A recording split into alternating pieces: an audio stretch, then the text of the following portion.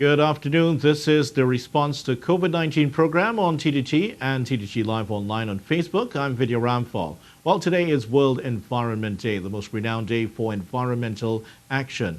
It has been celebrated since 1972 on this day, on June 5th. Now, this year, the observance of World Environment Day is special, as this year marks the 25th anniversary of the Environmental Management Agency. And with us today on the program is Vidjaya Ramkhalawan, the Assistant Manager of Water and GIS at the EMA. Welcome and thanks so much for joining us. Thank you for having me. All right, well, we'll talk about the World Day. Environment Day and the EMA's observations during the COVID-19 restrictions a little bit later on. But as we mentioned, 25th anniversary of the EMA, when the organization would have started back in June 1995. It certainly would have seemed a monumental task at that point, didn't it? Certainly. I mean, the Environmental Management Authority at the time, of course, had a big responsibility and certain objectives to achieve. And 25 years down the line, it's amazing to see where we've come. Yes, it certainly is. And one of the things we'll be talking about in the second segment is the National Ambient Air Quality Index. We'll talk about that a little bit more. But this certainly is one of the big accomplishments of the EMA, isn't it? Certainly. The establishment of the air quality monitoring stations is definitely high on our list of achievements. And if you would permit me, I can also would like to cite some other achievements we've had over the last 25 years, including the revision of the water pollution rules, which was in effect last year, October 10th, 2019. We've also been able to designate sensitive species, sensitive areas, of course, the most recent one being the scarlet ibis. And then, of course, as an organization as well, we have started to make moves from a paper-based organization to a digital one. Yeah, quite a few accomplishments there. Just going back a little to the Air Quality Index, this, as the name would suggest, reports on the quality of air in Trinidad and Tobago. How difficult or easy was it to bring this type of measure into place? So it's a work in progress. So the authority has currently 3 air quality monitoring stations, 2 located in Trinidad, one at the Beetham in Port of Spain, one in Point Nevis in Cuba, and the last is in Signal Hill and Tobago. And we're hoping by 2025, we increase that network to a total of 10 stations. So in 2018, we started looking at some data, of course, trying to have trends in terms of air quality. And we generally found that there was a moderate ranking of air quality in the country. And of course, we continued that analysis this year with regards to observing the trends as it links towards the COVID-19 pandemic. Yes, and those trends, we certainly will talk a little bit more about those later on, because there have been some very interesting observations about that. Now, you also mentioned the water pollution rules. These, I understand, replaced the legislation from 2001. So it would have been out of date at that point, past its shelf life. Well, technically, the water pollution rules were implemented in 2007. And I would beg to differ about shelf life. I would say we had some lessons learned along the way to ensure that we, as the stewards of the environment, continue to progress. And we recognized that, yes, the legislation needed to be updated to promote more integrated wastewater management. And we're hoping that through these revised rules, we can achieve that. What does that mean, an integrated approach to watershed management? So you look sometimes when you think about wastewater, you think about what's coming out of the end of the pipe, but there are other various sources of wastewater. For example, what we would term non-point sources, runoff water, for example. And so when you think about wastewater management, you don't just think about the point source, but you think about the non-point source as well. And then you look at where that is entering into the environment. And you're looking at, of course, your rivers and your streams, but you also need to look into your watersheds, your aquifers, and so. So when we talk about integrated, we talk about not just the wastewater part of it as well, but how we can as they say, as we term the phrase circular economy, how we can start looking at the wastewater as a resource as well. Yes, and there are various, the net of them, of these institutions, I should call them units, spread all over the country. The air quality units, yes, Yeah. they are. All right. Now, in addition, this is the part that people be more familiar, the ecological risk assessment. I think we're more familiar with that one whenever there's a new project. Just explain what the EMA has done along this avenue. So the ecological risk assessment is just that. You examine an activity and its impact on the environment. You look at the transportation pathways that potential pollutants, for example, may, may traverse or may impact various end users. So ecological risk assessments generally at some point are requested through the Certificate Environmental Clearance EIA process. But most recently, the authority embarked on an ecological risk assessment in the Gulf of Paria to understand what are the current issues residing in that area. And then so we looked not just at the Gulf of Paria itself, the body, but from the landward side, the terrestrial side, how that is impacting the emissions from the land are impacting the Gulf of Paria. Right. So a lot of work has been done in that area. And of course, the Gulf of Paria, many issues, as you mentioned. Would you tell us about some of the issues involved there? So that report is actually in draft and being finalized as we speak. So in terms of looking at the issues for that area, I don't want to be presumptuous and provide information that we are still reviewing. But of course, you look at the general impacts on the Gulf of Paria and what sort of contributors have been affecting that area, that water body, for example, not just, again, looking at the terrestrial side of it, but the marine side of it as well. Another one of the projects that has penetrated more into the public consciousness is the National Recycling Project, or iCare, which is what people would have seen. Now, this, I understand, has earned a President's Award for Excellence and Innovation in the public sector. And I see from your smile that this is perhaps a point that the EMA would like to tell us a little bit more about. Yes, it's a significant achievement. And again, it's a fantastic milestone in our 25 years of being, And the project is a very significant one because, again, it addresses beverage containers and the management of that.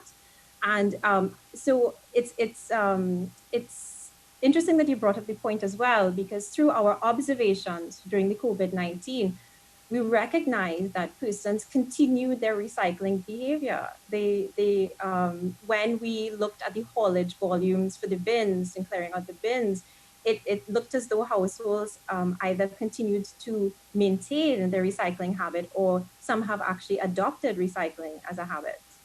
Now, before we close up this segment, just want to mention there are 3 employees at the EMA who have actually been there for the entire 25 years. You really should mention their names because that's a remarkable achievement. I definitely will. Masya Tinto, Nisha Ramsahai, and Aloma Scott Bergen. We actually commended them today as well in our staff meeting where we celebrated the 25th anniversary and, of course, World Environment Day for their significant contributions and continuing contributions to the authority. Right, that is significant in terms of spending 25 years at one organization, and congratulations to them. Well, coming up in just a little bit, we'll be talking about World Environment Day. Plus, we'll find out more about the EMA's special observations about what happened during the COVID-19 lockdown. That is up after this short break.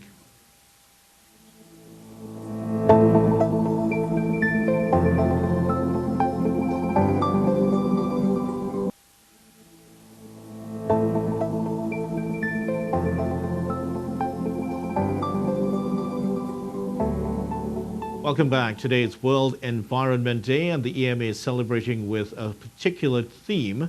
And our guest is still on with us, Vidjaya Ramkhalawan. Tell us about the theme this year and the message that you would like to bring to the people of Trinidad and Tobago today. So the theme for World Environment Day this year is Time for Nature. And it's sort of an ironic theme that for this year, as as our chairman in her remarks today, celebrating the 25th anniversary of the Environmental Management Authority, she said that we have undergone a rapid transformation, and that transformation saw us move towards a virtual a working system, and in that seeing some positive impacts on the environment, and that it's a transformation perhaps in how we look at environmental management and environmental improvement, looking at different avenues and different ways. And through this paradigm shift that has occurred with regards to the COVID-19 pandemic, and even through the EMA's own observations with regards to our work from home program, we have seen significant changes within the staff, increased wellness, and also a decrease in our carbon footprint as well. So if I had to share that message, I would say in terms of time for the environment, we look at different ways in which we can promote improvements in the environment and not just the conventional ways. And as you mentioned, the pandemic, which has brought about this change in the way we work and in general in the way we live. Now, the emergence of COVID-19 itself certainly has underscored an important fact that the more we destroy biodiversity, we destroy the system which really supports human life. People have read into this COVID-19 pandemic that nature is sending us a very strong message. It is an interesting observation. And again, you need to look at the factors. I mean, the COVID pandemic, for example, if you look at what has happened in the national context, there were measures put in place. The first phase was, of course, the closure of schools and universities, and then the next phase with the stay at home. And with that, you saw certain reductions. So you see a reduction in vehicular traffic, for example. And then with that, we noticed from our ambient air quality network, there was a significant change in the air quality. So by looking at the day-to-day actions, you can see that there's a direct relation to the environment. And so you can say that perceived improvements came about through that, through those measures or through the implementation of those measures to deal with the pandemic. Well, and so you're seeing less traffic, you're seeing improved air quality, and therefore that perceived improved air quality means increased public health, improved health for ecosystems, for habitats.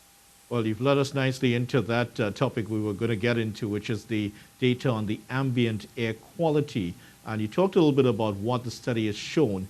There are the air pollutants that there was a reduction in the air pollutants. Could you tell us, first of all, what those are and what have the results shown?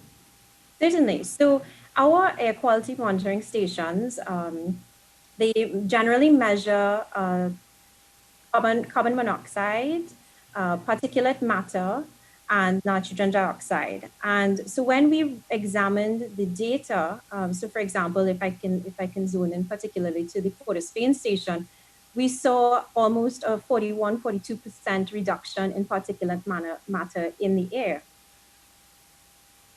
Yes, so quite a large reduction there in terms of the air quality. And of course, you would have mentioned that the reduction in traffic during the breakdown, during the lockdown itself would have caused this.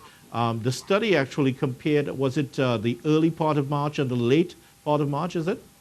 Correct, that's correct, yes. And we saw a shift. We did see a shift in the number of what we term good days according to the air quality index from the first quarter of March to the last quarter of March. And of course, recognizing that there are other factors that may impact air quality, such as the Saharan dust events. But when we looked at those were they were moderate and did not significantly, we didn't see the trend between that and the results that we got from the stations. Right, and with the changes in air quality, I'm sure that they would have also picked up on different levels of pollution. Yes, so as I mentioned, so the carbon monoxide, the nitrogen dioxide, and the particulate matter, those are the three that we really examined and looked at, yes. On a normal day, the level of pollution is affected by the amount of traffic on the road, isn't it? Correct, yes, yes. So there are particular spikes. Was any change noticed in terms of that? Yeah, so we did not really have the data to indicate the volume of cars, but because we can draw the parallel to the pandemic controls with the perceived reduction in vehicles due to the non-essential persons being out, we can draw that observation that because there are less persons supposed to be on the road, less vehicles, therefore an improved quality. Now, another significant aspect of pollution that the EMA polices is that of noise pollution. What about that one? Were there any reductions? Were there increases?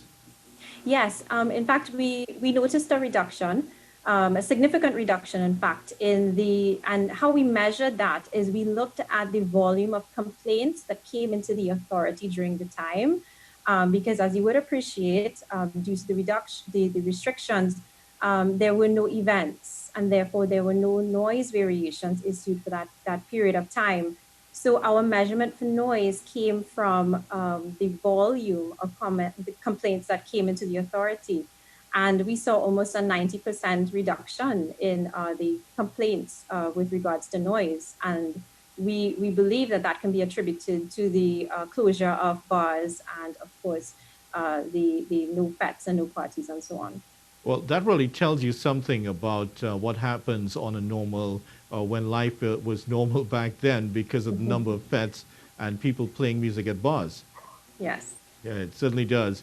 Now, what about people who were at home? Now, a lot of people were at home and who chose to entertain themselves with some loud music. Did you also continue to get complaints about this even with the lockdown? We did get a few, but not significant. Right. Okay. Just turn to the recycling. Now, we mentioned that this was one of the areas in which the EMA has been recognized at the national level for. What are you reading from the recycling bins? Are you seeing this as a recycling culture being more entrenched in Trinidad and Tobago? We believe so. And because of and again, we related to our observations and we linked our observations to the haulage volumes of clearing out the bins that we have located throughout the country. And we recognized that the volume that was being cleared it did not diminish from before the restrictions were put into play. So it lends to say that persons have adopted that recycling attitude, or even some may have now joined onto the recycling train. Now, some of the footage that we're showing on the screen right now is of Shagaramas today, and there's still, from the evidence that we're showing right now, still a lot of work to be done in terms of getting that recycling culture entrenched in TNT. What would you say are some of the main challenges the EMA would want to address in the years coming up? Of course, yes. So attitude is a big culture change. It's a culture change as well, getting persons to recognize the use of bins and so. And I'm talking at the individual level, not necessarily household level. We're also, of course, you may appreciate that the beverage container bill is in draft, and that is a piece of legislation through swim call that we are hoping would provide a legislative context to managing beverage waste. Yeah, so still a lot of work to be done, and certainly thank you so much for joining us today. And please keep safe during as the pandemic unfolds, and we'll chat with you on another occasion soon. Thank you very much for having me. Thank you very much to Vidjaya Ramkhalawan for joining us on from the EMA. Remember, you can join us for live coverage on TDT, Talk City 91.1 FM, Suite 100, Next 99.1 FM, as well as Facebook at TTT Live Online for all your COVID-19 updates. Thanks so much for joining us. On behalf of the rest of the crew, I'm Vidjaya Ramkhalawan. Bye for now.